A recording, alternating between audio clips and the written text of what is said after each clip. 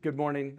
Before we get started, there's no drills planned in the building today, so if there is an emergency, we'll exit through these doors and then follow the guides to wherever the destination is, depending on what the emergency is. I always like to say that at the beginning to get that out of the way. So, Lord Mountevans, distinguished guests, ladies and gentlemen, panelists, thank you very much for taking your time during, I know, what is a very busy London International Shipping Week to spend a couple of hours with us as we kind of talk through in the first panel some of the threats that we're facing in the maritime industry. We'll take a little bit of a break and then start up a second panel where we're going to talk through some of the solutions. The way we like to do the panels, and I've done this a few times in the past at London International Shipping Week, is we do a brief introduction, give the panelists a few minutes to talk about their area of expertise, how they see the threat picture, and then like to open it up to members of the audience to be able to ask questions, because we find that the panel is much more engaging when all of us are participating because we all have different types of expertise. So if you ask questions during the first panel that we're going to cover in the second panel, I'll let you know that, hey, we're going to defer that question to the second panel. So again, welcome. My name's Corey Ranslem. I'm chairman of Dryad Global. We are the Maritime Cybersecurity and Risk Intelligence Partner for London International Shipping Week 2025, and we're very excited to be here. So thank you all again for taking the time. So without further ado, I'm going to announce our first panelist is Lord Jeffrey Mountevans. Thank you so much. And good morning, everybody. Welcome here. Thank you so much, Norton Rose, for providing this spectacular backdrop to our talks. And I have to begin, sadly, with an apology. I'm lucky enough to be a member of the House of Lords, and one of the guys who shared a room with me, and so unfortunately passed away, and his memorial service is today, so I'm going to have to leave very early. The biggest loss is therefore to me, because I'm not going to hear all the discussion with the floor. So I'm so sorry, but I get that out in the beginning. And it's a great pleasure to be here with Dryad, who I know have such an important contribution to make in this area of security, which you're all going to talk about today. My background, I was a shipbroker, so I'm very kind of immersed in maritime. I chaired Maritime London, I chaired Maritime UK, I chaired the Baltic Exchange not so long ago. I've played a lot of those roles. I've seen a great deal of the maritime world. I remain president of Maritime London, which is the business association for the professional business services, where Norton Rose is a key member, and Dryad for that matter, actually. And in fact, I was lucky enough towards the end of my maritime career to be Lord Mayor of London. So I have a great interest in international trade and business. That's a key factor when we talk about security. And I'm on the advisory board of the Cambridge Centre for Geopolitics, where we have a specific program related to the Baltic. And the Baltic, I'm sure, is a location which is going to crop up quite a lot in our discussions today. I'll be in Lithuania next week. And this is really one of the kind of frontline areas for the issues we're going to be talking about. I'm also on the advisory board of the Council of Geostrategy. So geostrategy, international politics, international security are also extremely interesting to me. One of the things I write down notes to myself is I think what I'm going to say, and I can never read them. Also of some relevance, I was an honorary naval officer for about 10 years, finished about 15 months ago. And again, this brings you into this whole area of vulnerability. That's the key word I want to talk to you about. And I think we're going to hear more about that in this morning's session. I'm particularly interested, of course, in the NATO aspect of that, because we're sitting here in Britain. But of course, this is a problem internationally. We've been aware of problems in the Red Sea, very much off Taiwan, and probably somebody in the room is going to point to other problems elsewhere. It's such an important issue. We all have great vulnerability, and it behooves us all to focus on them and see what we can do to protect ourselves. Together with a very senior colleague of yours, I founded something called the Maritime Security Advisory Group here in London. It's a small group. We're self-appointed. We're low-key. We're not looking for any great. There's no money involved in this, but we're trying to raise the profile of these concerns to government and to business. I think we've had a little bit of success with government. In the Lords, there's a minister called Lord Coker, who's minister for the Defence Department, and he absolutely gets this. He's passionate about it. I don't know if any of you know him or have come across him, but he's very passionate about this, which is a great help. By the way, I hope you can all hear me okay. Good. As an island nation, we are particularly vulnerable in terms of maritime infrastructure. We have a great deal of subsidy, starting historically, I guess, with the cables, where, trillions of dollars come from across the water, the City of London, transatlantic, and to other places, a great area of vulnerability. Because then there's if you like, the production facilities to do with oil and gas. Then there's the pipelines. Then there's what we call the interconnectors. I'm sure you all know the electrical international interconnectors with some of our neighbors. These are all tremendously important aspects of national infrastructure, speaking to national security and national wealth and the nation's future. So an area of the greatest importance. So Britain as an island nation, I think we're particularly vulnerable, but of course, in fact, everybody's vulnerable. Even if you're a landlocked country, we all have cables, we have pipelines, we have, pylons with electricity and so on. So,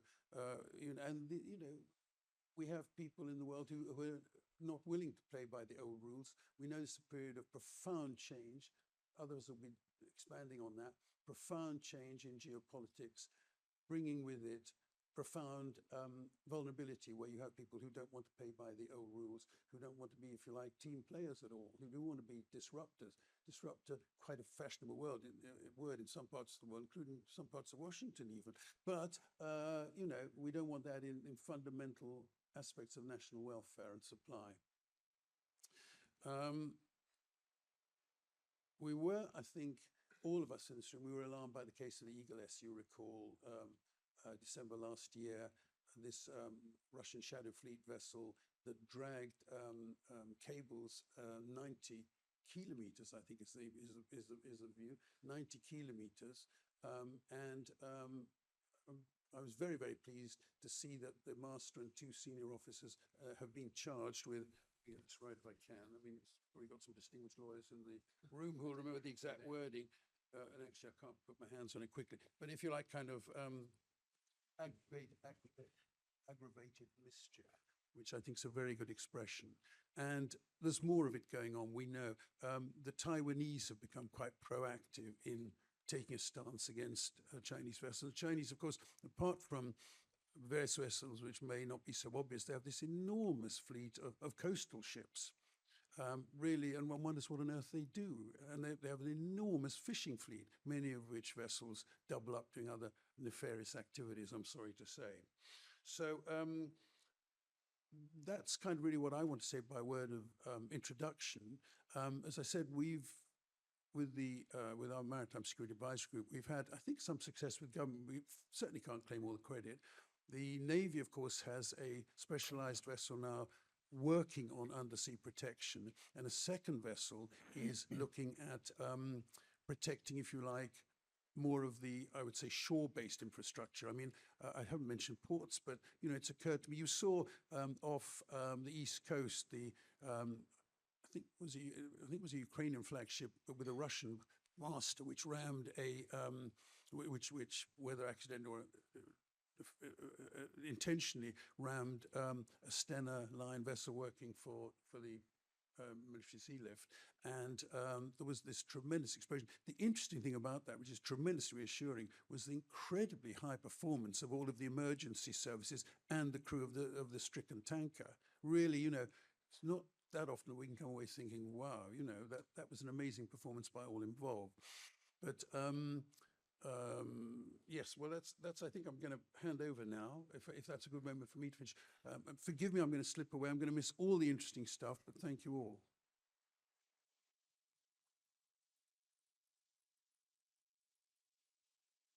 You've got a microphone. Can you hear me? The trouble is with sitting on a panel with Jeffrey Lord Mountevans is that you feel a bit of an underachiever, to be honest. What have I done with my life? But anyway, so I'm Philip Roche. I am a litigator here, shipping litigator at Norton Fulbright. I've been here for 33 years, which seems a long time to be in the same place. But before that, I was 11 years in the Royal Navy as a seaman operations officer, and spent time in the Middle East on our Miller patrol in the Straits of Hormuz when the Iran-Iraq war was going on and rockets were flying around. And it's strange how things turn in full circle, and we now have a new crisis in that area. But I came out of the Navy in 1989 when the Berlin Wall came down. I didn't see much point being trained to chase Russian submarines around the Atlantic Ocean, as the Russians had all gone home. So I then became a lawyer, and Norton Rose kindly sponsored me through.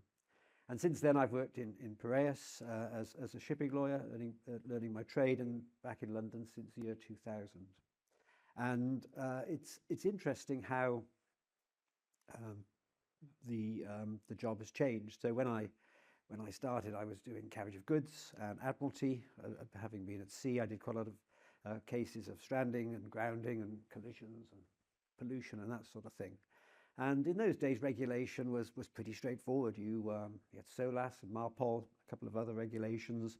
So long as you didn't injure anybody or spill anything, then life was pretty easy. And then the ISM code came along, a bit of regulation. I remember sitting in a seminar in the yacht club in Greece, that lovely yacht club that sits on the cliff looking over Piraeus, and the outrage of Greek ship owners that somebody should be telling them how to manage their ships that they'd done for generations.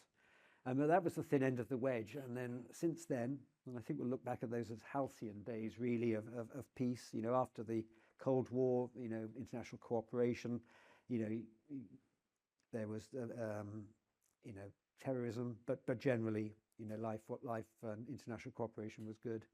And then since then, we've seen a slow unraveling of the whole thing. The international order seems to be changing, fraying maybe at the edges. But the change I really want to talk about today is regulation in shipping, which has become, I think, a real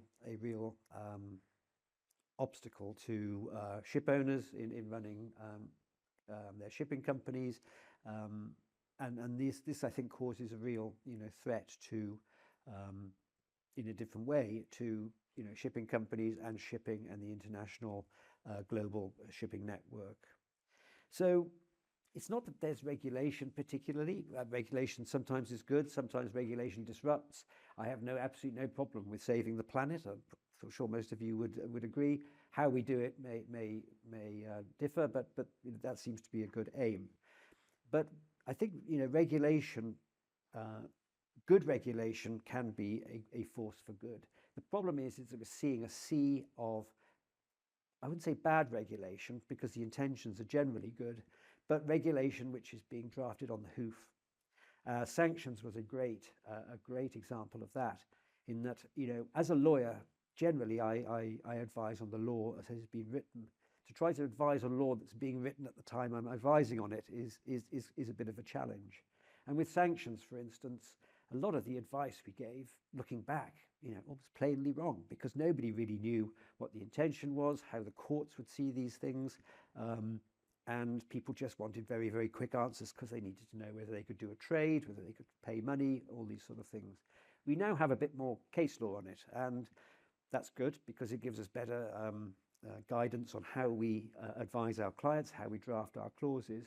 But looking back, you know, at this case law, the advice we gave a few years back, you think, oh, crikey, not sure that was entirely right then. So, but that's the way. And what worries me is that now we're facing a whole raft of environmental legislation, which is being drafted very quickly. It's coming into force very quickly. Nobody's really thinking about the consequences, the unintended consequences of this.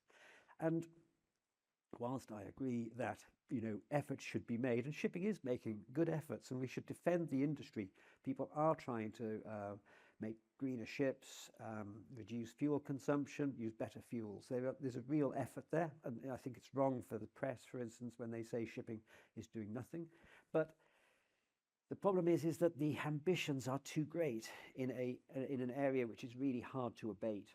And so I think the I think the indication of that is the fact that on Monday morning, the first session I did at London International Shipping Week was about nuclear power in civil shipping. And if that is the answer, then the question is a very difficult one, because really, is there no alternative to fossil fuel but nuclear? I mean, pretty well every option you think about, there are issues, and even if the fuel is good, there's immense issues in ramping it up, in the cost of it, in supplying it, getting ships converted. And so this is an enormous problem. But the deadlines that we're being given by the IMO and by the EU are frankly unachievable. And I think there's going to be a real issue where in the effort to decarbonize to this somewhat random deadline, it's going to cause the shipping industry more problems than it will solve. And then throw into that mix, bless the IMO, they do their best, but they are, they are a victim of needing to bring everybody with them. And as I say, the international order is fraying a bit, so that's becoming more difficult. Throw into that mix an EU that doesn't really feel it should wait. The EU feels it should be the regional leader or the global leader of decarbonisation. It's going to push ahead whatever. And for those who've struggled with EU ETS and Fuel EU, that's not the end of the road. We've got energy taxation directives, we've got the Renewable Energy Directive, and we don't really know how those regulations will impact on shipping. And of course, the risk that we have a IMO net zero plan in parallel with the EU. So if that's not tricky enough, then you throw our friend in Washington, DC into the mix, who is then giving us announcements, tariffs, for instance, particularly in LNG. We had a very interesting session here last night about the effect of, some of the words from the administration about how American LNG has got to be carried not only in American flagged and American operated tankers, but American built tankers. Well, best will in the world. You need a magic wand for the US to be able to build enough LNG carriers to carry this stuff. So, and I suppose my message is that the problem is with all this regulation and all this political uncertainty, and as we talk a bit later about the geopolitics of it all, is that, how do you plan on anything? How do you invest? And if the banks come and talk to us, for instance, and say, who do they lend money to? What are the good bets? Should we be lending money to carbon capture on board ships? Is that the answer? Or is it going to be in 5 years' time a stranded asset because something else has come along, or the EU has come along with a regulation and said, no, we're never going to count onboard carbon capture as part of the matrix.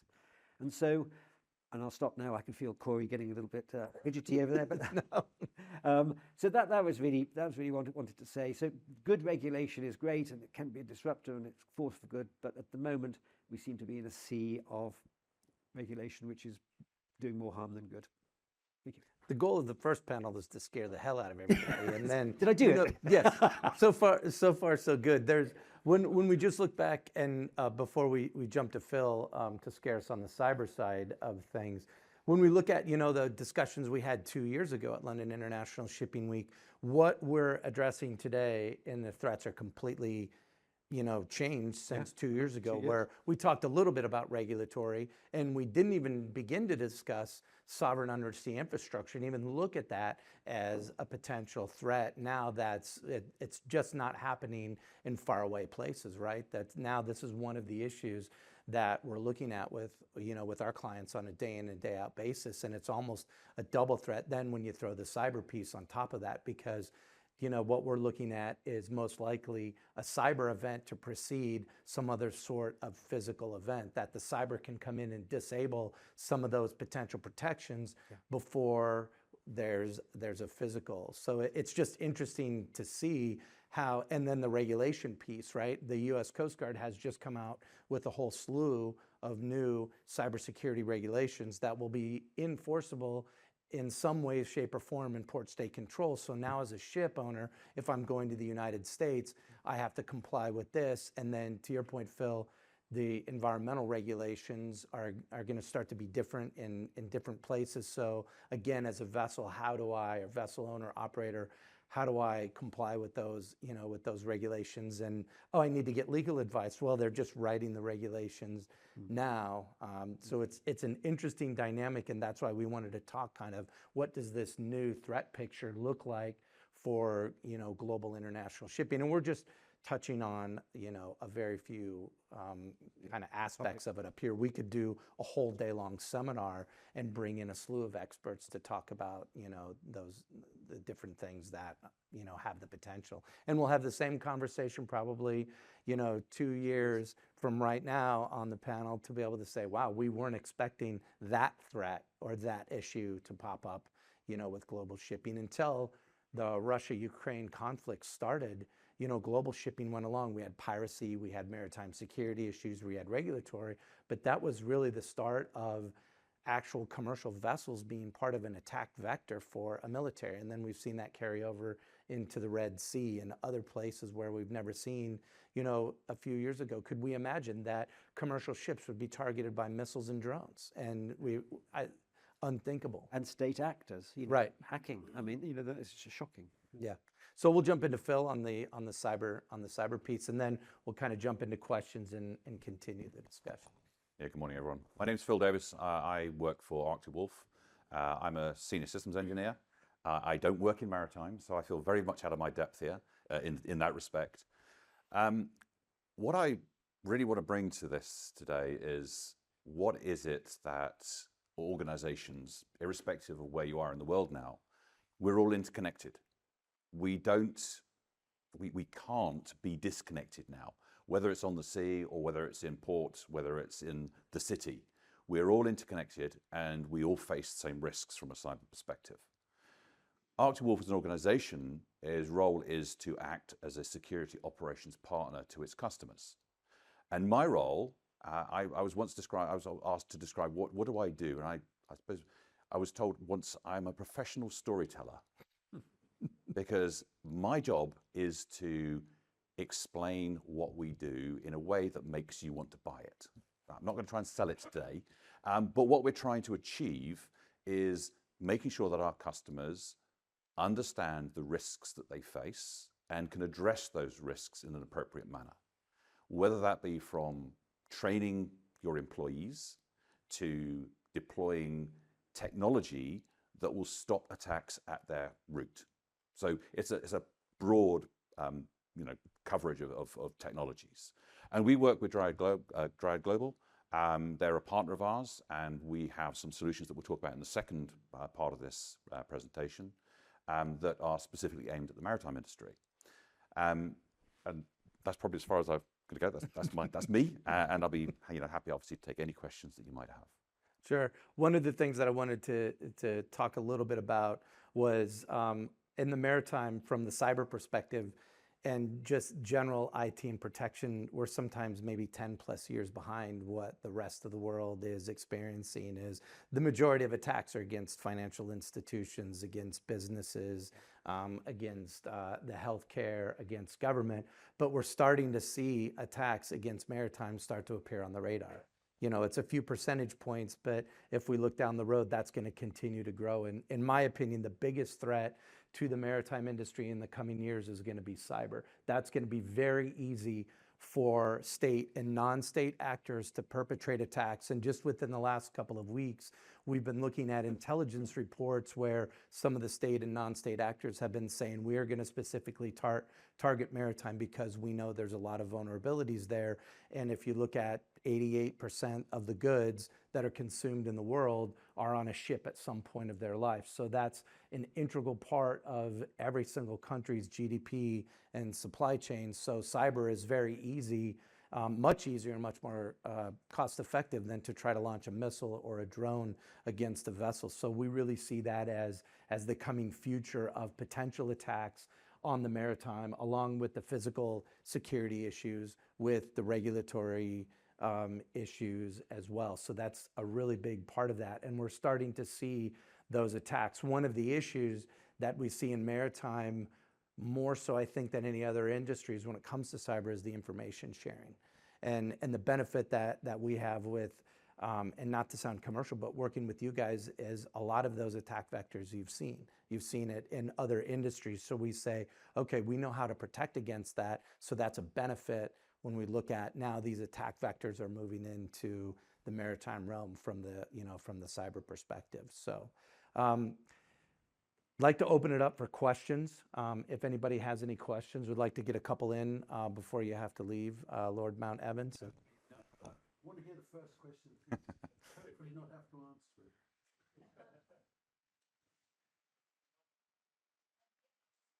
Oh, Right, there's another one here.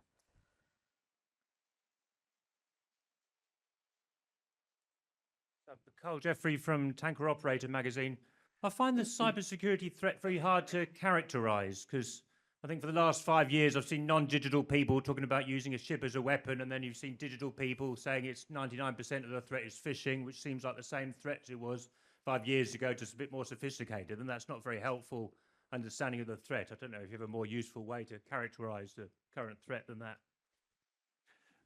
So from the perspective of cyber, I speak a little bit and want to hear your opinion too. But so we look at the current cyber threat in maritime, I think and it's hard to predict what these guys are going to do. So looking at kind of some past actions is the first thing is it possible to take control of a vessel from a cyber perspective? Sure, absolutely. Is that an actual threat?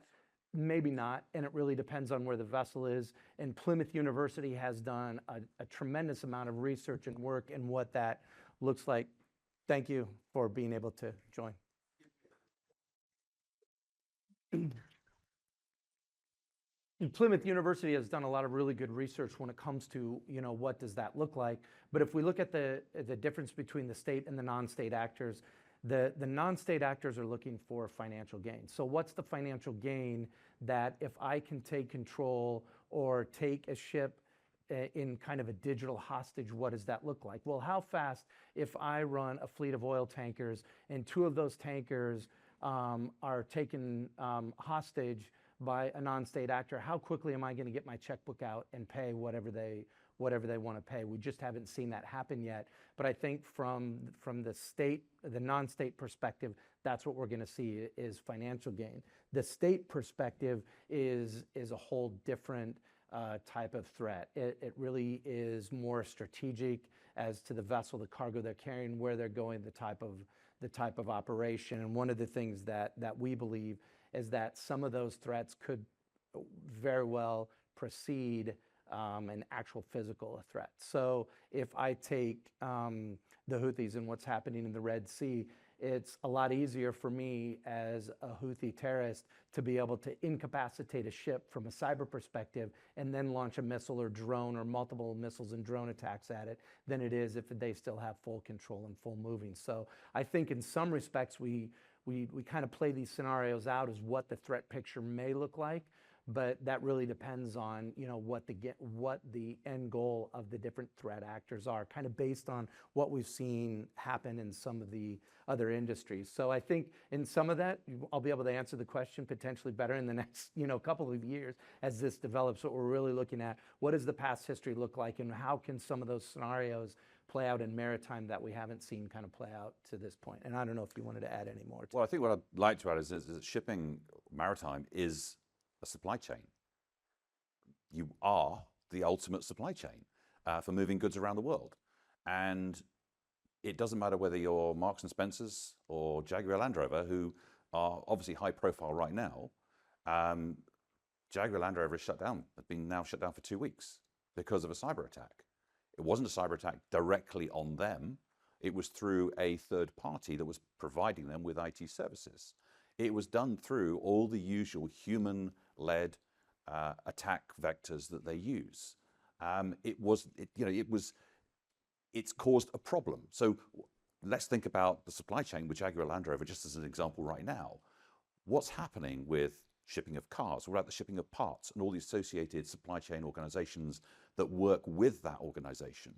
There's a knock-on effect that has real implications. And what we're seeing is that supply chain is now one of those things that every organization has to look at.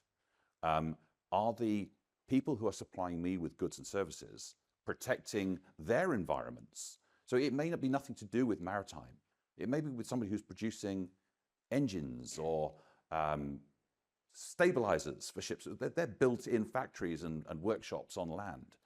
The electronics, everything else that could, be put into a ship or any other type of, maritime environment. What's the delay in being able to, deliver those to the organization that needs them to be able to complete that process that they're running? So the supply chain, we do find is a massive thing, and we have to look at, every organization has to look at what is its supply chain, and are the organizations that we're working with, can they be impacted that will then impact me? And I suppose if we go on up a step, who's responsible? So a lot of people say, well, it's the IT manager or the CISO, or is it the CEO?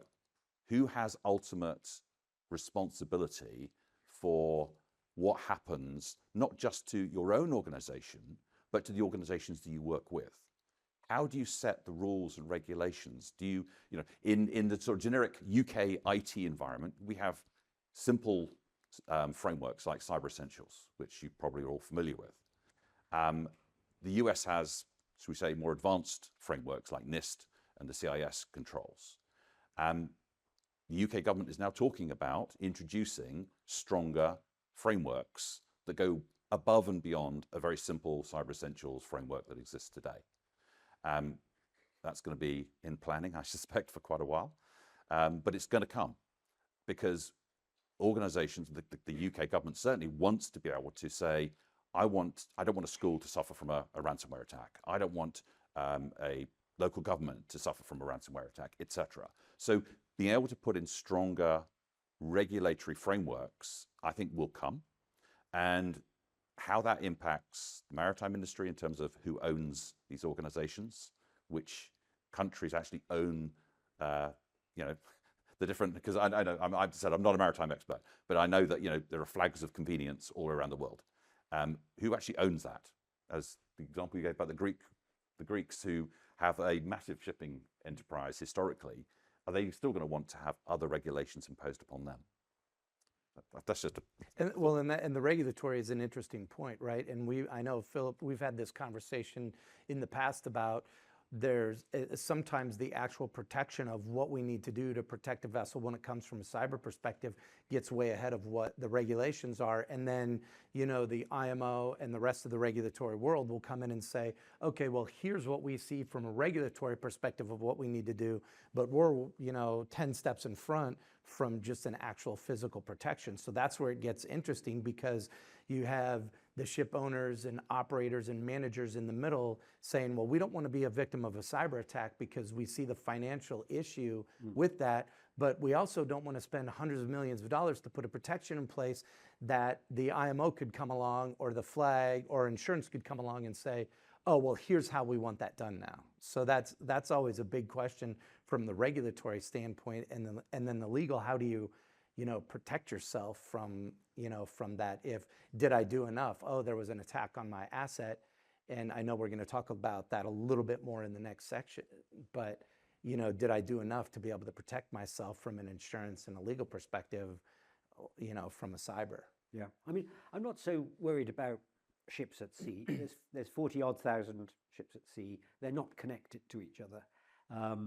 They get computer updates for their engines, for their navigation systems, and all this sort of things. But at the end of the day, you've normally got a guy standing on the bridge looking out of the window. So if you're being GPS spoofed, you should be able to deal with that sort of thing. The ship's not going in the direction you're expecting it to. So it's not ships at sea generally, which I think is the issue, although their security is important. It's the nodes, and you're talking about, completely rightly, about the chains. So, if I wanted to disrupt the supply chains, then where would you go? You go to the Suez Canal, see if you could get a big container ship to go aground there and stop everything for weeks and weeks while they get that out. The ports, ports are astonishingly computerized now, with computerized unmanned cranes, that sort of thing. That's where you're going to stop those things. And I think, one of the things, and I've been looking at cyber, not as much as my colleague John, who you'll hear from later, but from a more general point of view, is that, if the hacker really, really wants to get in, he could probably get in. And so we could spend, billions and billions trying to protect each ship. But I think we have to be a bit cleverer. And I think we have to, much as you put ships in convoys in the war, you have to think, okay, where are the real vulnerabilities? Should we be allowing a ship to proceed up the Suez Canal, without more security, without physical resources in place to prevent it from going aground? Should we be protecting the ports more? So I think, and Jeffrey was talking about, the undersea pipelines and interconnectors. Those are things that we're going to have to protect. We have to look, I think, at where the vulnerabilities are, but where are the vulnerabilities that are really going to kill us? And we need to put some more resources into that, rather than trying to take every ship and trying to get every crew to be, the best cybersecurity. I mean, that I think is you're on a hiding to nothing there, because there's always going to be the weakest Right, link. and the threat is always changing, and that was Right. one thing we had this discussion. It was really interesting with a client last week about training for the crew, and I said it's really, from a cyber perspective, it's an ongoing and constant, because what we see as threats today, and as quickly as AI is moving, we're going to get to a point where every cyber attack is going to be a 0 day. It's going to be a new signature that we haven't seen before. So I think there's basics we're going to be able to do with crew. But you're right, it's certain protections to be able to put in place to say we don't have to spend millions of dollars on it, but we should spend something, and the training piece. And we're going to talk a little bit in the next section about it, but one of the things that we've seen a lot more widespread in maritime has been satellite navigation interference. That's becoming very big in certain parts of the world, and we're seeing that now also precede physical attacks to try to cause issues. But you're right, there's things that ship operators can put in place to be able to mitigate that. And we're going to talk a little bit more about that with our expert in the next panel as well. So any other questions? We have about 10 minutes. Sure.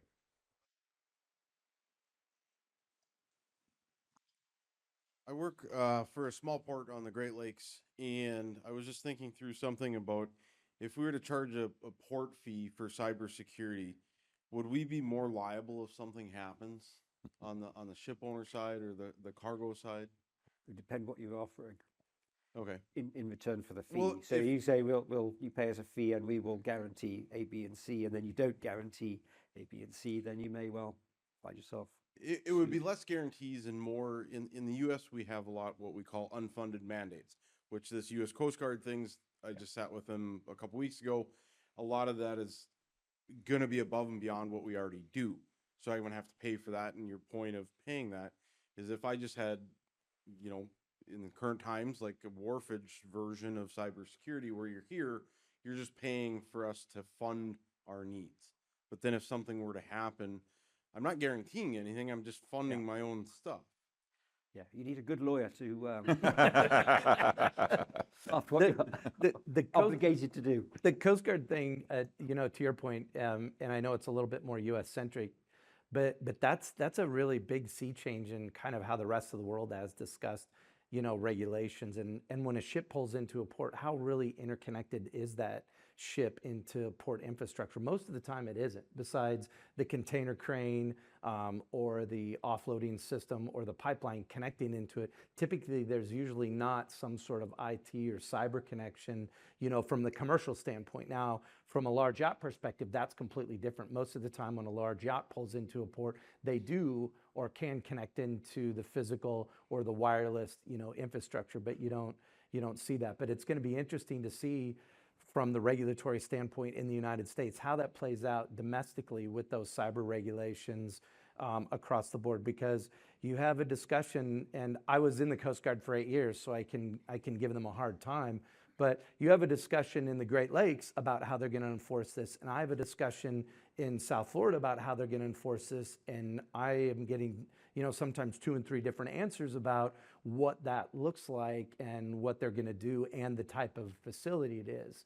And so I think there's still a lot to be looked at in that. And then what does it look like from port state control? If the Coast Guard goes on board a foreign flag vessel that's coming into the United States, they can enforce some of those regulations on that vessel, and they could actually hold the vessel offshore if they deem that there's some sort of cyber issue or cyber threat. So there's still, from the regulatory, there's a lot of unknowns, I think, that are, that are going to come out of that. Other questions? I'm surprised we don't have. I mean, I have a ton of questions to ask, and we'll do a couple more. Then what we're going to do is take a break, give us a minute to refresh on our water and coffee, and then we'll reset into the next panel where we're going to talk about solutions and bring up a couple of additional panelists. From the cyber perspective, and kind of the threat picture, and I mentioned it a little bit, but from the AI, how rapidly are you seeing like the threats and the issues change? I know everything we talk about AI today, and how are you seeing that actually from an on-the-ground operational standpoint, and not just necessarily maritime, but across the board? How are you seeing that from the threat perspective? How rapidly are the threats changing now based on, say, just a couple of years ago? I mean, I suppose in some respects you can think about what type of attacks were engineered. You can think of the traditional Nigerian prince email that we probably all received 10 years ago, promising us huge sums of money by opening up our bank account. They're gone. I mean, they're still around. I've actually seen some even recently, but you know to ignore those sort of things. The changes in the social engineering attack are much more sophisticated than they ever have been, because you can use AI to clone a website, to clone an email, to make it look very, very real, even if it's not. You have other social engineering where it's down to people calling people and persuading them to do something. And the laws changed recently in terms of banks having to pay people back who've been conned in terms of financial fraud. AI also is bringing speed, the speed of an attack. If you look at some of the industry reports about how long threat actors live within an organization's environment, I think still the IBM reports show up to 194 days before they trigger a threat. And that number could be variable because obviously it changes all the time. But you're talking about literally 100, 200 days, sometimes of people staying within a customer's environment, eking out information, spreading across the network before they trigger an event. Threats today are much more about not just double extortion or just extortion, it's double and even triple extortion. So triple extortion is going to be, yes, I'm in your network, yes, I'm going to steal your data, and yes, I'm going to ransom you and ask you for money. But actually, if you don't pay me, I'll go to the regulator and I'll tell them as well. Because you are obliged, certainly within the UK, to inform the regulator if you've suffered a significant cyber event. So triple extortion is actually coming to the fore. But threat actor groups are they're not generally doing the whole event themselves. There is an industry around cyber attacks. There are groups of people in different countries. I mean, we've seen the Marks and Spencers recently with Scattered Spider and other groups. They farm out different elements to different groups of people. There'll be someone who likes attacking a network and getting into an environment. They'll then sell those on for somebody to go and do phishing attacks and get the credentials. They'll sell those on to someone who actually wants to perform a physical attack in an environment. Somebody else who wants to extort money for data that they've stolen from you. So it's not always one organization that's carrying out an entire attack. Maybe from a state actor perspective there are, because they're really after information. They're not really necessarily after the extortion. Maybe the North Koreans are, but that may be the one exception. So AI, in terms of how it's changing, it's about speed. It's about being able to do things quicker. We've seen examples of the start of an attack being observed through to the execution of ransomware within an hour. Now that's almost unheard of 2 years ago. It was that 100 days, 200 days plus, use the tools with the environment, go and gather as much as you can. Now they are going after environments much, much more quickly because there are tools and technologies and services and processes that that organizations like ourselves can detect the movement of nefarious actors within an organization. They can detect it much more quickly. So the threat actors are now using AI to do things more quickly as well. And I think that will only increase as we move forward. How quickly, can you use a computer to do something far more quickly than you could ever have done that by having these different groups doing these different things themselves. Whereas if you can automate that whole process, and we know you can probably get ChatGPT to do a lot of it for you nowadays, even though they say that they don't allow it. You can build things around, making it seem a little bit more obscure in terms of what you're asking AI to do, without necessarily the large companies picking up on that. So probably get ChatGPT to write something, to do another AI to build something that looks completely innocent, and it is just going to increase or decrease the time of an attack, I think. Yeah. I wanted to thank our panelists on this panel, Lord Mountevans, Philip, Roche. Thank you both for joining us. Philip's going to stay on the second panel. We'll take a little bit of a break to let you refresh in your tea, coffee, water, and we want to try to start up again just a little bit after 12 with our next panel, and we'll be bringing a couple of other panelists. So if we can start back up 5 after 12, that would be great. But thank you to our first panelists. Started with our second panel of the seminar, and we appreciate you sticking around. In the first one, we talked obviously about the different threats. What we want to do now is talk about some of the solutions that are available out there. So we brought a couple additional panelists up. Again, we want to thank our partners at Norton Rose Fulbright for hosting us. This is a great location and a great facility for this, and kind of the heart of London International Shipping Week. I know I'm back and forth through here a couple of times this week with different seminars. So thank you guys for hosting. So we'll do the second panel very similar to the first, where we'll give each one of our panelists just a few minutes to kind of talk through their area of expertise, the solution, and then we'll get into the Q&A and be able to end right around 1 o'clock, so we get you to your next session or to lunch. So without further ado, we'll start with Jonathan from Norton Rose Fulbright. Thanks, Corey, and good afternoon, everybody. I'm a lawyer. I lead a EMEA cybersecurity practice. I'm not often billed as a practical solution to threats and risks, being a lawyer, so I apologize for that. But we've been running cybersecurity on the legal response side for about 15 years here. And, in the early days, it was laptops on trains and everything else.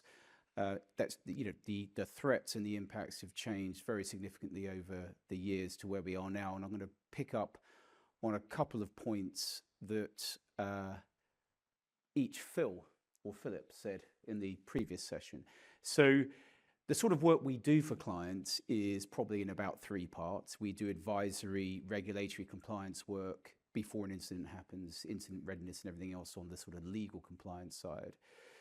We work for clients when they have an incident, again, helping to manage the incident, particularly the legal regulatory piece. And then thirdly, and increasingly, dealing with the liability and litigation that arises afterwards and where liabilities fall in recovery.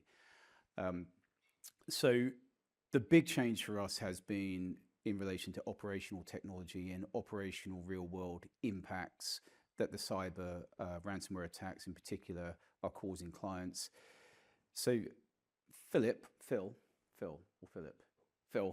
mentioned 2 that are current, and they're sort of best examples I can think of just what the operational business interruption impact are. So Phil mentioned M&S.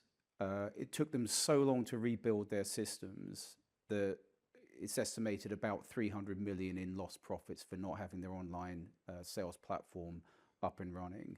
Now that's the kind of numbers that are akin to what Maersk may have lost in 2017 when they were put out by the NotPetya attack and they couldn't operate. Jaguar Land Rover, I think they're now into week 3 of factory shutdowns, and that's UK, India, Slovakia, and another country. So this is an enormous real-world operational impact on what is, in some respects, a kind of traditional ransomware attack. And that's increasingly what we're seeing in our practice. So on the front end of the work we do on the advisory compliance side and the readiness side, the biggest client base we have on that really is now critical infrastructure, energy companies, transport, because it is such an enormous risk for them. And a lot of these losses can be so immense that they're not insured. So that's one feature. What is the legal regulatory response? The other Phil quite disparagingly said that there's too much regulation, and this sector is beset with regulation by any number of organizations. The IMO, national legislation, regional legislation. I think the big one that we're advising on at the moment in relation to this sector, because it is caught really squarely within it, is the NIS2 directive coming out of the EU, which is now implemented in some countries. It's late being implemented in the others. And the UK has its version coming down the track at some stage. And I think the big issue for ship owners, operators, port operators, everybody in this sector that is caught is the increase in the expectations on the organization, and also the expectations in ownership of what they call the management body on compliance with the regulation. With the directive and how it's being implemented. And that includes now personal liability on senior management. So they've moved it into the kind of financial services regulatory landscape where senior managers have personal liability. They can be debarred from acting, they can be put in jail, in Poland apparently now, and they can suffer quite significant sanctions and fines if they are not managing the cybersecurity risk of the organization at a sort of root and branch level and taking ownership of it as a board of directors. So I think that's one of the big challenges coming. I think ultimately, I personally don't think it's necessarily a bad thing to have regulation of the sector at that sort of level, given how important this risk is to manage. So I'll stop there and hand over.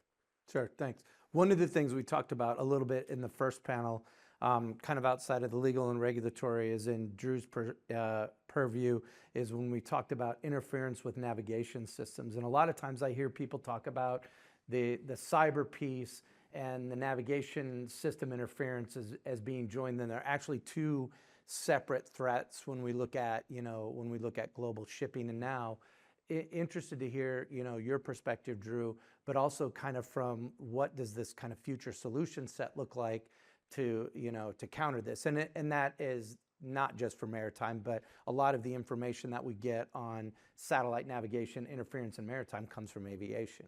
So they're already tracking that a lot better than we are probably in some parts of the world. So Yeah, this sure. is Drew Jackson with Ground Control. Drew.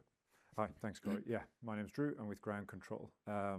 We cover all aspects of satellite communication, but we specialize in IoT and tracking. So making sure we know where things are and getting crucial information back from remote assets anywhere on the planet. My maritime experience is limited to leisure sailing, mostly coastal, but with a bit of Atlantic stuff. And that's how I got into the satellite industry. Part of our company provides offshore yacht racing tracking. So if you've ever seen a yacht race in the last 15, 20 years, it was probably our equipment on it. And that's also where I saw the first spoofing. We were monitoring a race in the Baltic Sea, and it became obvious quite quickly when the boats started doing a tour of St. Petersburg that Russia had a new toy and it wanted to play with it. That was back in 2016, and since then we've seen a steady increase in these GNSS attacks, and then a fairly steep ramp up since the Ukraine war. And so this GNSS jamming and spoofing is getting more prevalent and easier all the time.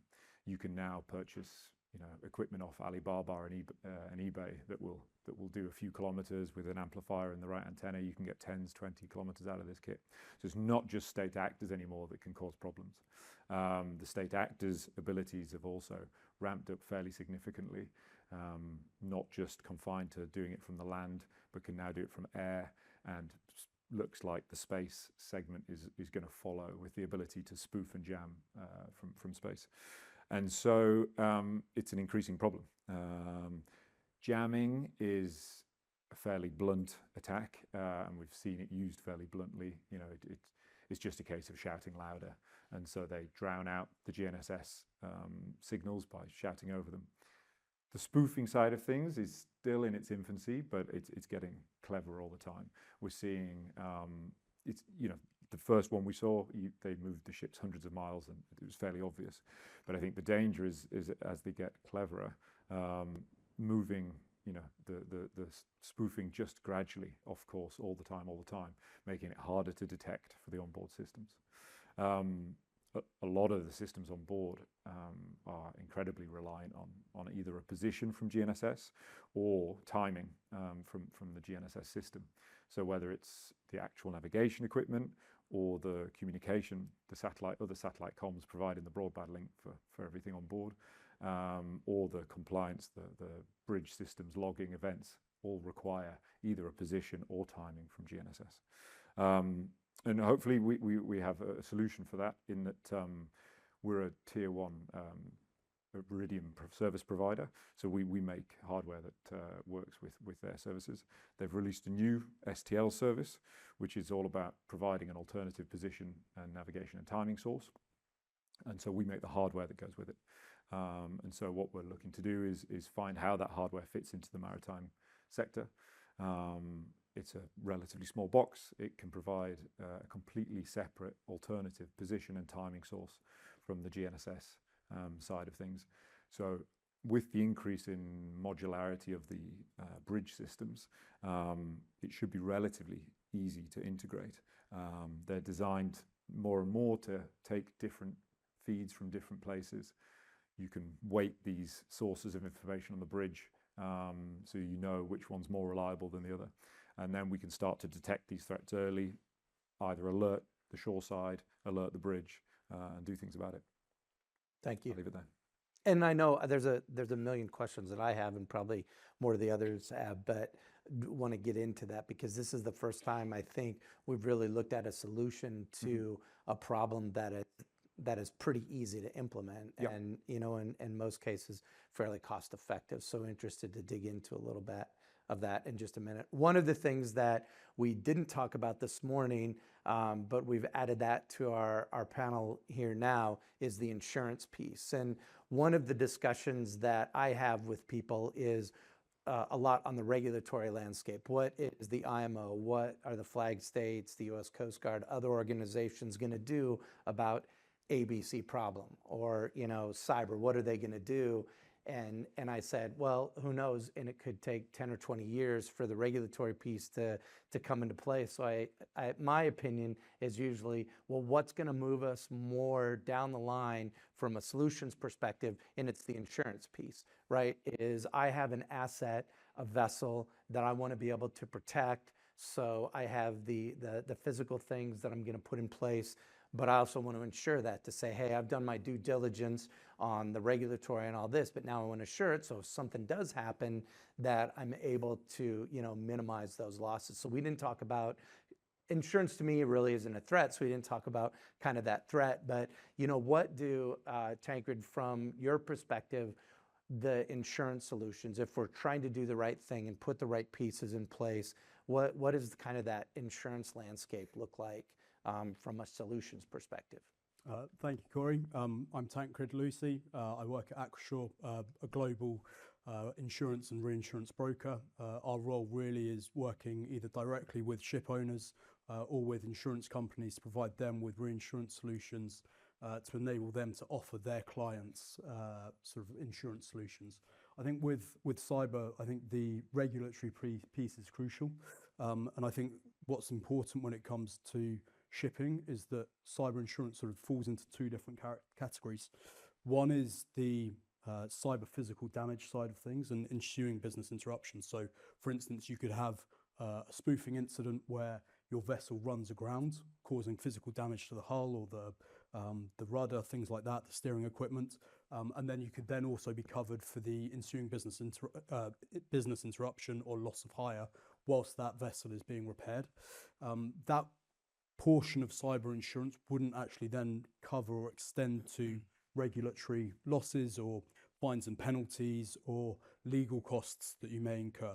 That side of cyber insurance is the sort of cyber non-physical coverage, which is everything from breach response costs. So, the costs that you incur in responding to a threat, ransomware coverage, so paying the ransom, engaging with negotiators who can help minimize the impact. Loss of hire is the other crucial one. So you could have a situation where there is no physical damage to the vessel, but you take the decision to take the vessel out of operation, bring it into port to restore the network, restore the systems, make sure that the malware has been removed, and during that period there would be a sort of consequential loss of hire, and so that financial side of things would be covered under that side of it. I think the challenge around cyber insurance for the maritime industry at the moment is sort of threefold, really. One is that the limits that are available potentially aren't quite sufficient or match up to the limits that are available to marine policies. The other piece is the policy wording. Unfortunately, cyber is a pretty new line of coverage, and it's always been sort of delivered via the sort of lens of providing coverage for financial institutions, healthcare institutions, professional service firms. It's never really been directed at the maritime industry, or especially sort of industries that are heavily operationally technology reliant. And so that there is a bit of disparity around that. The other key thing that we're starting to see more of at the moment is attribution and issues around war. As we're seeing, most of the losses and threats facing the maritime industry at the moment are from state actors.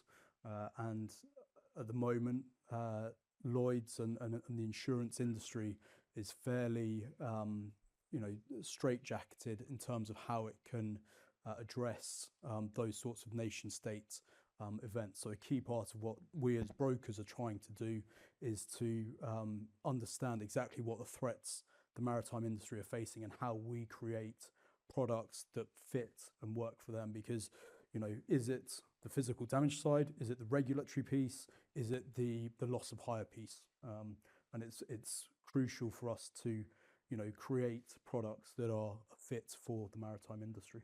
And just like we talked about on the panel earlier today, how rapidly those threats are changing, and then how your business has to be able to adapt to that. Because, and I say it every 2 years, is what we're talking about today is probably not going to be the same threats we're going to talk about on a panel, up here 2 years from now. So, how quickly does insurance keeps up much quicker than the regulatory piece, but still, it's a lot to be able to say, okay, here's what we need from a policy perspective for maritime to provide the cover for what the industry is looking for, and then to have kind of wider adoption with that as well. So I know it's got to be fairly challenging.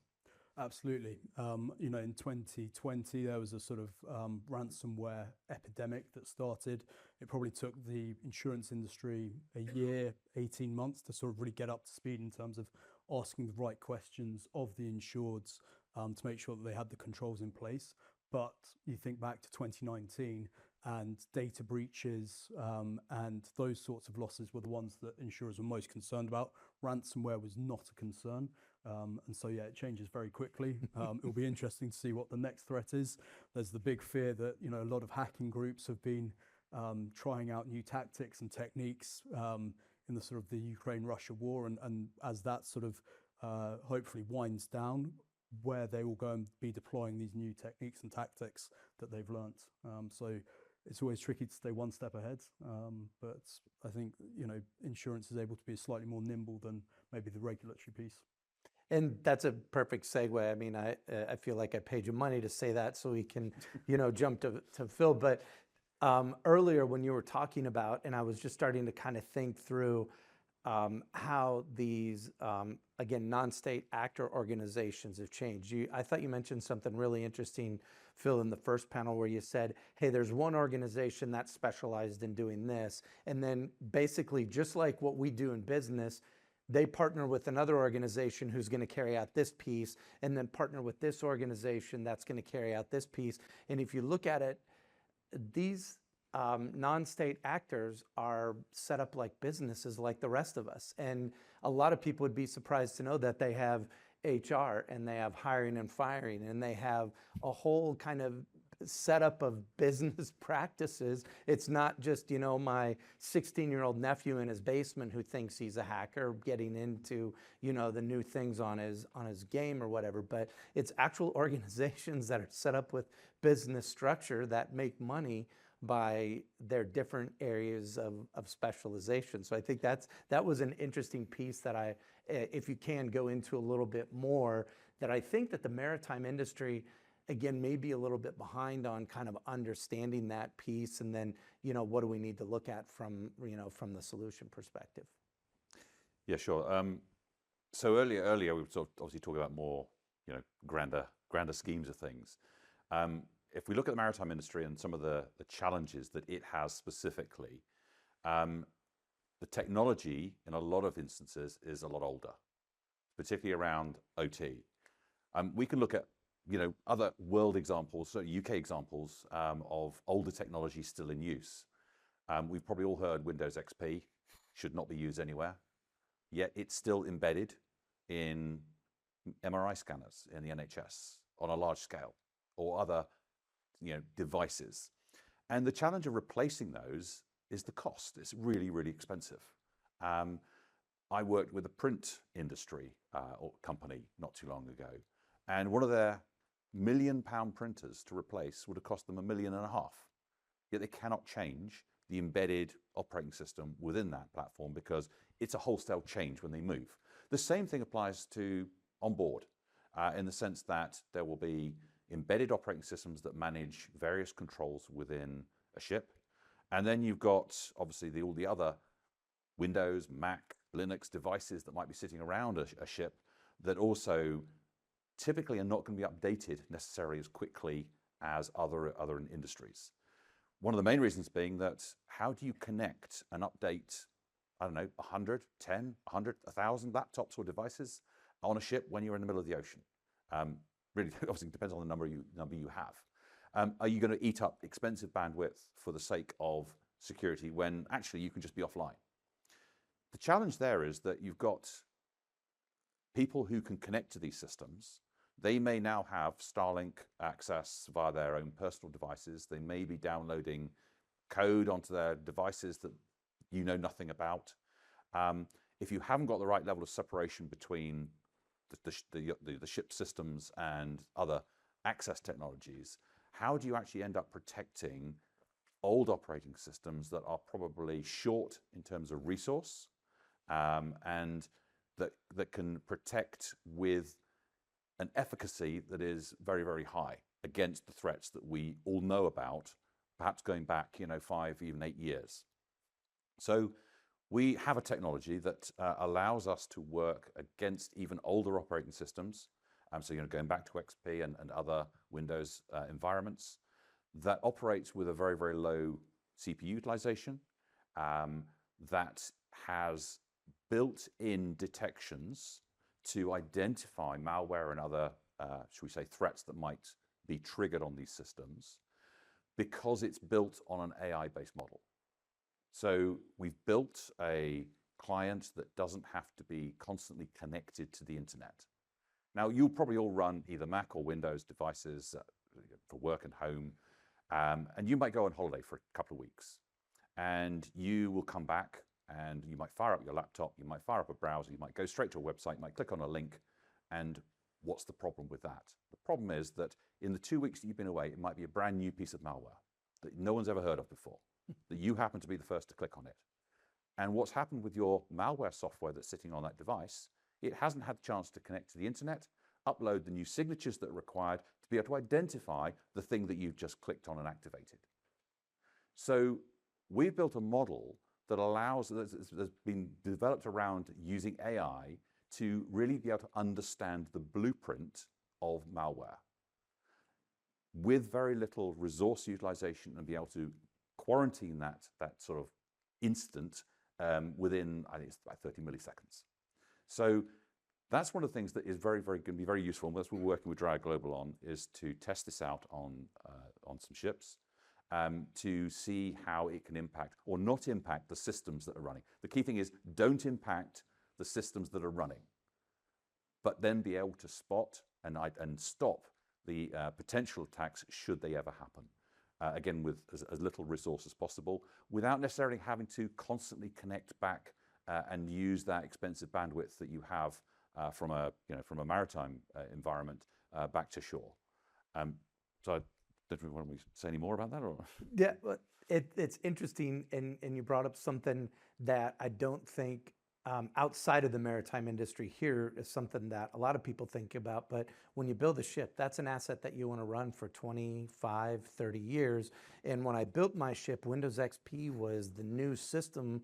And now 30 years later, to your point, I can't remove Windows XP because it's the only operating system that works with my engine control system, but I still want to try to get that, data and information off. So now looking at, there are solutions that we can deploy to be able to protect those systems. And one of the things that we talk to clients and potential clients about on the cyber side is a company shouldn't have to come in and say that you have to remove all of this equipment and start from scratch, is to be able to work with existing. And one of the things that we recommend is, from a cyber perspective, is if there's an IT company that you're working with, once every couple of years, bring in another outside organization to do an audit. We have audits that we do for everything with outside organizations, with flag and class and a number of things. And we recommend the same thing from a ship perspective. And maybe not the entire fleet, but maybe take a sampling of the ships and say, hey, here's the protection we have. Let's bring in an outside organization to do a quick audit for us. And when we talk to a new client, that's the first thing we do, is we do an audit to take a look at what are the systems on board, how are they currently protected, and are there some key things that we can put in place right away to help with the protection. And one of the clients we were talking to had multiple networks on board. Where you have a crew network, you'll have an operational network, potentially a bridge or an engine room network.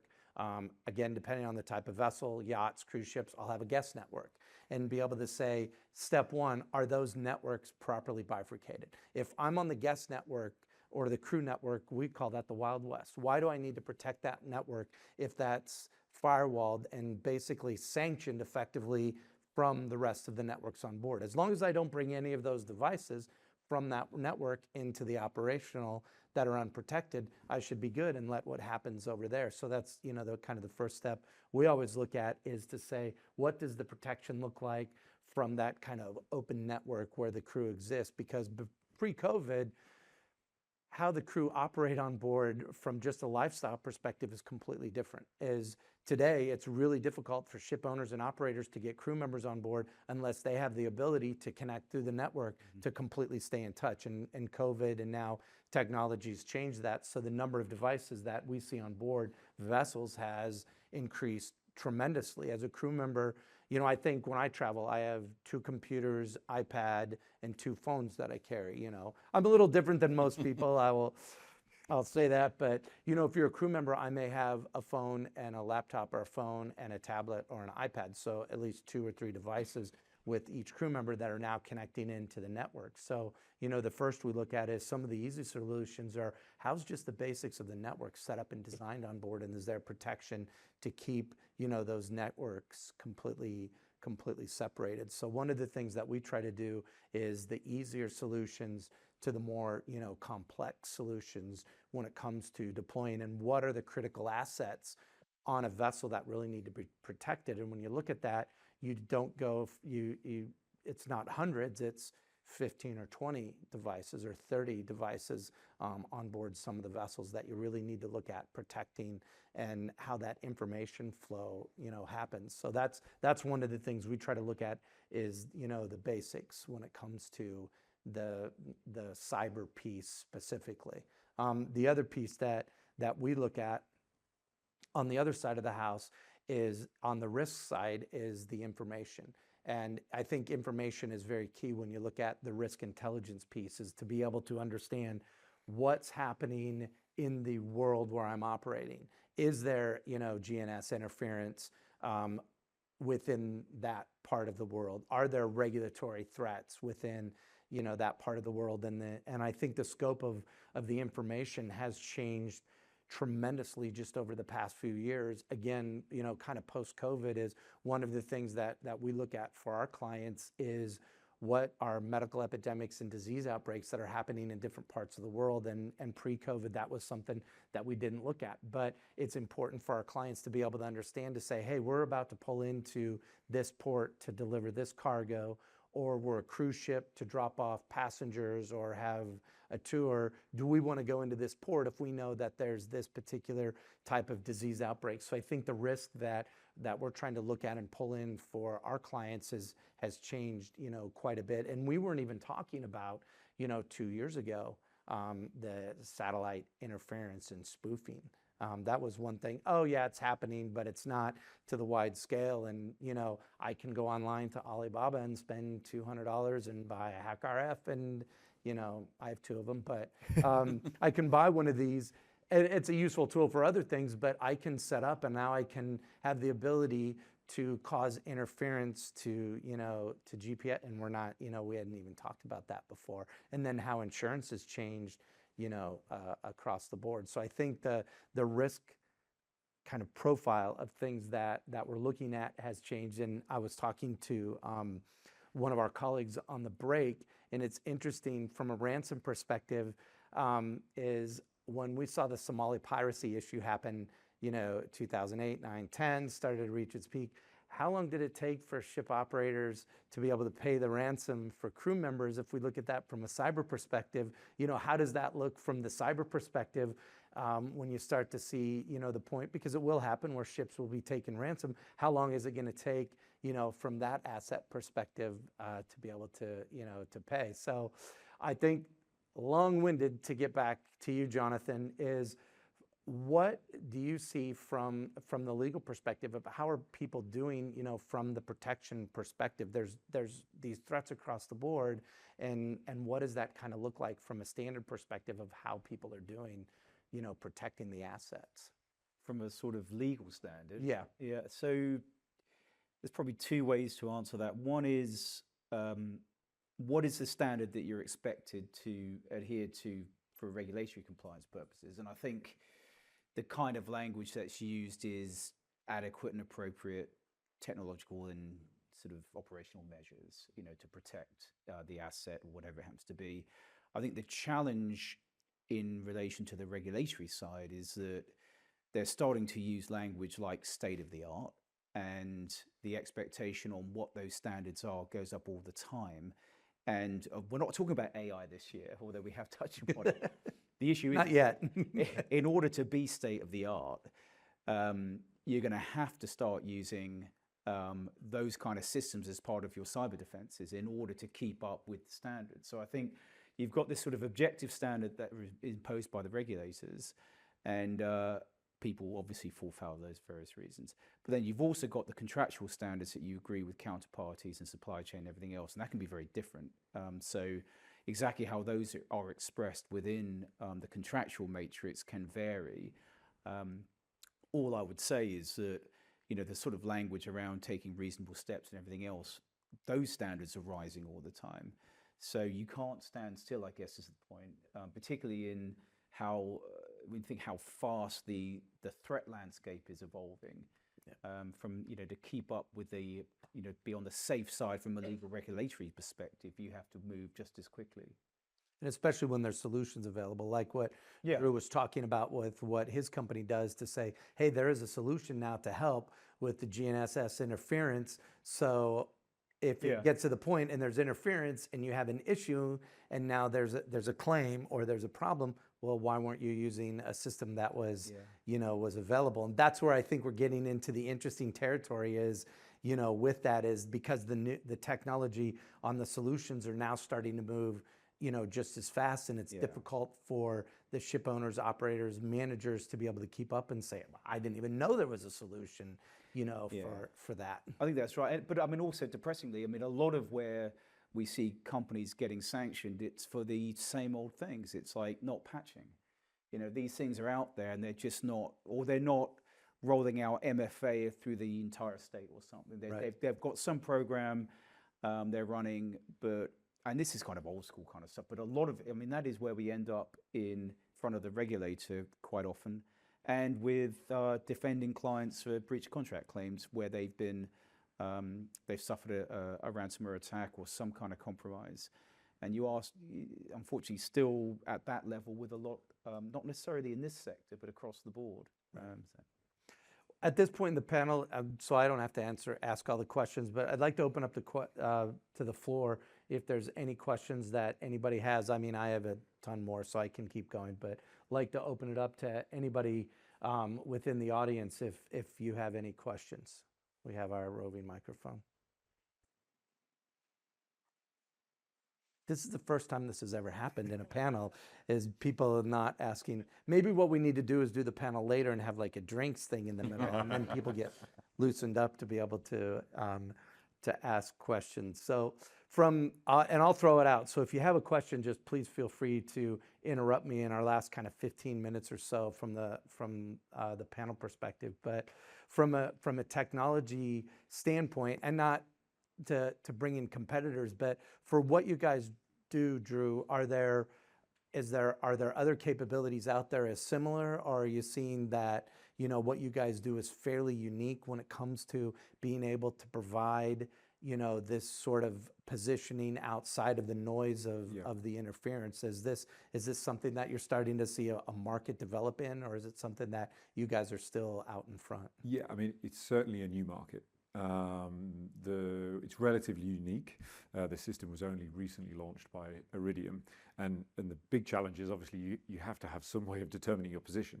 And so with GNSS, we've got, you know, 4 or 5 different state-sponsored systems up there to help you figure it out. They all operate on roughly the same frequency. That's why they're all relatively easy to jam. The difference with the Iridium one, so first of all, you have to have another satellite system capable of transmitting something that you can use to determine your position. The Iridium system solves the problem by shouting sort of 1,000 times louder. And so, no, there's not that many other systems out there that can do that. There's a couple of other sort of experimental things going on at the minute, but nothing at a commercial level, ready to go on a boat and solve the problem. So yeah, no, we're relatively unique in that space currently. It's a trickle down from the military technology. Sure. Because when I was in the Coast Guard, we had that technology where if something happened in the U.S., flips the proverbial switch, and the GPS system, you know, can go haywire because there's some sort of conflict, and we don't want to give access to that. We had a box on board that was the correction factor, you know, to that. So you're right, the technology has been there, and now it's more commercial. Exactly, and you used to be able to solve it a little bit with going with a multi-GNSS approach. So we won't just look at GPS, we'll look at GLONASS and Beidou. But that, or you could have a directional antenna that stopped land attacks. But now that you can do it from the air, then you're just pointing your directional antenna straight at the source of the problem. Right. And so you have to be able to shout louder. So it comes down to an assets in space and a power problem. And that was when, I think the first time I talked about or heard about GPS or satellite interference it was all land-based. Oh, they can't get the satellites, right? Yeah. That's almost impossible. And now we're seeing the migration into the satellite piece. So it doesn't matter to say, oh, I have a directional antenna. Well, now I'm seeing interference because the state actors are getting in just as much, in some cases more than the non-state actors. And these, you know, weather balloons that happen to find themselves over bits of America, you know, they could quite easily be doing this as well. We weren't going to get into that, and it goes across the entire country, but yeah. So insurance. So if I'm a client or looking for, you know, a particular type, I guess from the cover perspective, how much do you see that changing specifically on the cyber in the coming years? Now I'm asking you, you know, crystal ball and to be able to predict the future, but I mean, we've seen coverage start to change based on the threats, and how do you kind of see that, changing in the future? Because it's really difficult right now. If I have a vessel and I want to get cyber cover for that vessel, it's almost impossible for me to get that separate from, other types of cover. Do you see that changing and more players starting to come into the market to say, hey, there's a real issue we need to address here from the coverage perspective? Yeah, absolutely. I think a lot of insurers, traditionally have large marine teams that offer marine cover, and what they're starting to realize is that a lot of their clients are more and more concerned and interested in cyber coverage for their vessels. So those big marine insurance players are starting to sort of, put a sort of bit more of a toe in the water, rather than just leaving it up to the cyber market. I think where the cyber market is trying to catch up quickly is particularly around things like attribution and war clauses. So attribution is crucial because you've got to figure out who has committed the attack on the vessel, because if you're making a payment, you need to make sure that it's not going to a terrorist organization, but also making sure that it's not being excluded by the war clause. Now, the war clause is something that's quite interesting at the moment, because at the moment, the way that it has traditionally been crafted is very much land focused. So there's language around impacted states. So, an incident that, causes a whole country to sort of be affected, that's very unlikely to happen when, the only entity being attacked is a vessel. So a ship owner will look at that clause and say, this isn't pertinent to my operations, my business, and that creates a lot of doubt. And therefore, ship owners will look at that and say, well, shouldn't this be sort of more covered under my war policy or my marine war policy or my P&I policy? And so for a cyber insurer, we need to make sure that they are making the clauses and the wording applicable and appropriate to the ship owners, while still making it, fit for purpose for the cyber market. Now, that takes some time, because you've got to go through the regulatory hoops of getting it signed off by the likes of Lloyd's or, big reinsurance companies like, Munich Re or Hanover, who have, just gone through a sort of 2-3 year battle to get their clients on side with what the current war clause is. So it's an ongoing problem, but I think the way that we are going to see a greater uptick in purchasing of cyber insurance is making sure that that product is fit for purpose, because probably at the moment the wording is not quite where it needs to be, and so that is therefore reliant on us as brokers to work with insurers to create something that is a fit for the ship owners. Where that goes in the next couple of years, whether that be addressing things like GNS spoofing, that sort of thing, we'll see, because we're starting to see and hear about losses that aren't necessarily confirmed as, those sorts of incidents, but we're starting to sort of see them. You saw, the MSC Antonia recently, where there was a lot of noise about that, and then it sort of quietened down quite quickly. And, what the outcome of that sort of incident is going to be, and whether that would have been an insured loss if they had a cyber policy, it's difficult to tell. But I think those sorts of incidents are going to become far more frequent going forward. And I think the other piece as well is that a lot of vessel owners have found the sort of barriers to entry from a control perspective quite arduous. Yeah. And now you have things like the US requirements around cybersecurity for vessels that will bring more vessels in line with sort of minimum standards, so they will qualify more easily for cyber insurance, and then they will probably feel more comfortable, so long as the product is tailored and suited to them. They'll probably feel more comfortable in sort of using a cyber insurance policy as a risk transfer mechanism. And one of the things that I know we've had this discussion, Phil and I were talking about this earlier, is cyber is really different from a cover perspective, in my opinion, that I don't think you can insure cyber like you insure other parts, of the vessel or other company operations, that you really need to look at the services piece, joined with the cyber, because there's just so many unknowns on that. So that's one of the things I know we were talking about that earlier, to say that that's the part that we're interested in, is to say, can we put together a program that insurers would say, okay, if you have this program, that gives us a much bigger appetite to, provide cover to a vessel or vessel operations or that. And I think that's a really good point, and I think it was touched on in the panel earlier, is that the vessels are all isolated when they're on the water. They absolutely are, and they're segregated from each other, but you have a situation where they could all be using the same system, and a threat actor could figure out a gap in that system, and then they can use that they can exploit that across all different vessels. So yes, they are segregated, but we saw last year with the CrowdStrike incident, hundreds and thousands of enterprises were affected because of one single software incident.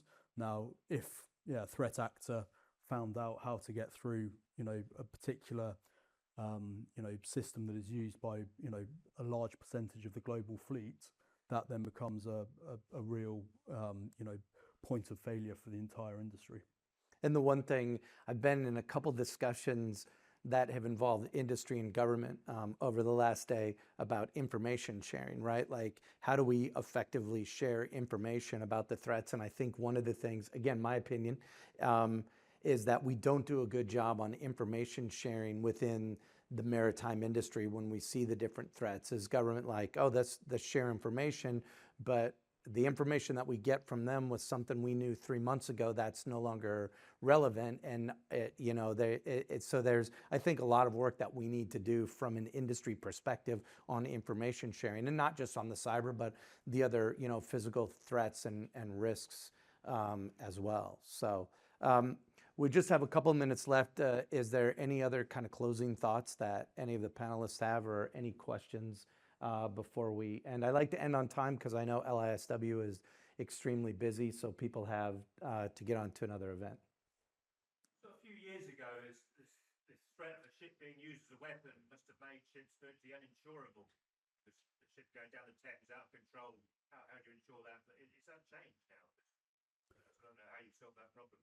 I think that probably has changed. I think, firstly, there's a much better understanding that actually, if a computer system on board is impacted or goes down, typically a ship will have manual workarounds that can be implemented. So, we always feel that a vessel is at its most problematic within the sort of last 2 miles of its journey, when it's close to shore, when it's close to other vessels. When it's out in the middle of the ocean, it would be annoying if it was targeted, but it would be a loss of hire rather than it sort of damaging a port, or blocking a port, or hitting another vessel.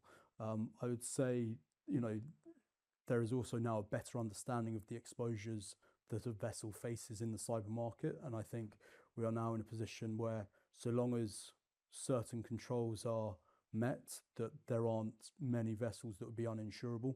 It's just a question of whether the ship owner is willing to purchase the coverage, because quite frankly, at the moment, not enough buy, and you need to hit that sort of that crucial sort of point where enough people are buying it, so that there's a pool of money to make payments. Because what you don't want is, you don't want a very small percentage of ships buying coverage, they're having losses, and then insurance companies having to pay out huge amounts without having received sufficient premiums to make that payment.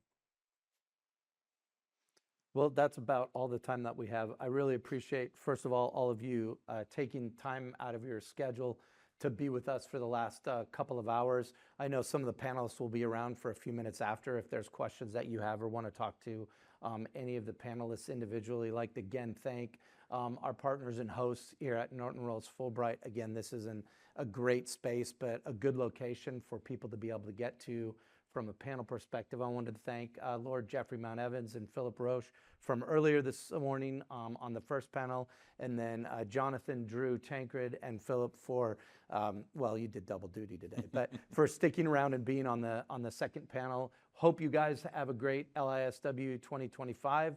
See you at other events, and if not, we'll see you in 2 more years where the threats are going to be different. So thank you.